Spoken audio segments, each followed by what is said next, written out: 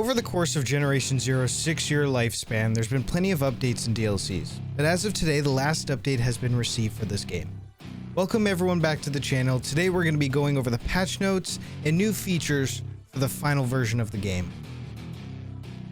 The first and main addition in this update is the new main storyline. The way to get these missions is to be at least level 25 and have gone through the main storyline, completing the mission behind the curtain.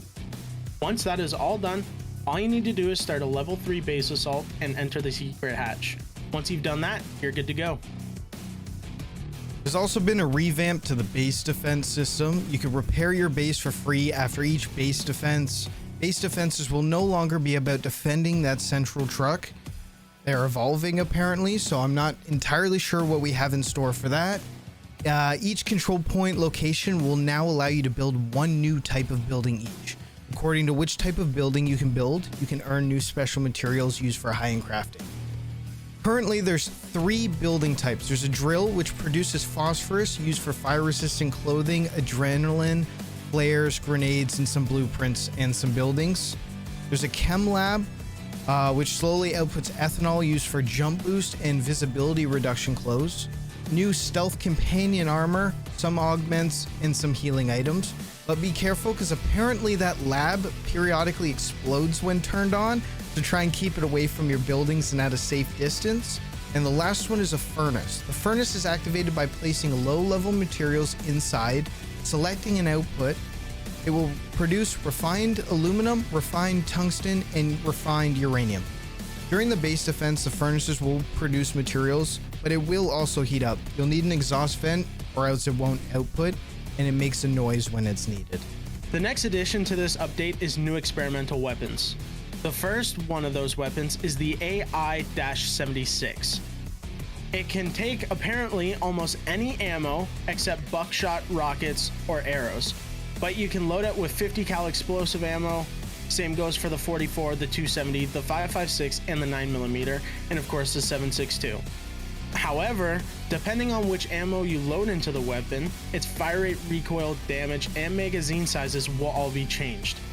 This allows for a lot of combinations to use in a lot of different situations. The next addition is the Dragon's Breath. It takes buckshot and birdshot, but not slugs, so remember that. And it will be augmented with magnesium payload, making sure that every pellet you fire that hits something sets it on fire, not counting the trees around you. Don't worry, you won't start a forest fire. The third and final gun added in this experimental weapons pack is the HP5. It is called the Smart Gun. By aiming down sights with the weapon, you can lock on to a specific part of a machine, and any rounds you fire will lock on and automatically adjust their trajectory towards that targeted component. In this update, there's also a skill point uncap, which is if you reach level 87, you haven't earned enough skill points to get every skill, though you'll only be able to have one specialization skill active at the same time. There's also encumbrance changes. Being over encumbered will no longer prevent you from fast traveling. Also, carrying more than max encumbrance no longer prevents you from moving, but it does use stamina. The next addition to this update is companion armors. The first new companion armor is called the Threat Armor. Apparently it draws the attention away from you and towards your companion, but make sure you have some repair kits because that thing will take a lot of damage. The second and last armor they've added is called the Stealth Armor. It makes the enemy machines less likely to attack your companion, but more likely to focus you. They've also added additional companion cosmetics. To go along with the new armors, they have also added 14 new companion skins. 5 of them can be found around the new and revamped locations. 2 drop from normal machines and toolboxes, and the rest are limited to rival loot pools. Whether you want your metallic friend to blend in with a desert environment, look like a bucket of rust, or assume you look like a dangerous feline predator, these skins are for you. Rivals also dropped 2 new companion voice packs, a small cat and a big cat. The next section of our new update is our economy rebalances. The first thing they've added is a remodel of the N16, making it a little bit newer, a little bit cleaner, a little bit nicer.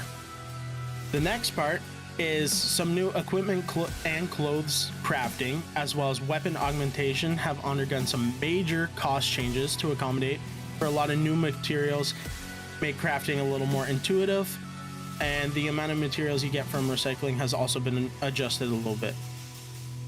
The next portion is machines now drop ammo based on the weapons the player is using instead of the machine's tier and class based on the region the looted machine spawns in. There's also a multiplier that applies to the amount of ammo that it drops. Next on the list is that machines will only drop basic ammo types like FMJ and hollow point. All other types must be crafted.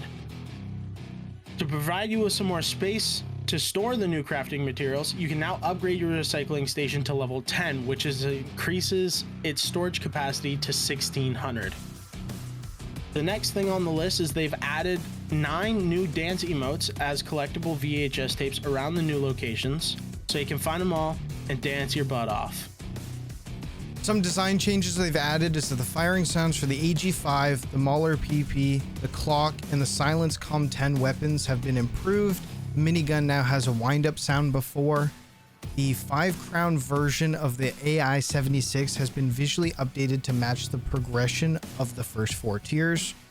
Remote hacking now plays a sound to indicate whether it's been successful or not. Text chat has been visually improved, and players can now spawn at field radios. The next section of this update is their bug fixes. In regards to machines, they fixed a bug that caused hunters to disappear randomly, fixed the vulture freezing and becoming inactive during combat, fix the vulture not correctly entering the next combat stage, fix the vulture prioritizing Swedish machines over the player, and fix the APOC tanks and wolves cluster mines not deploying correctly. The next section is your missions.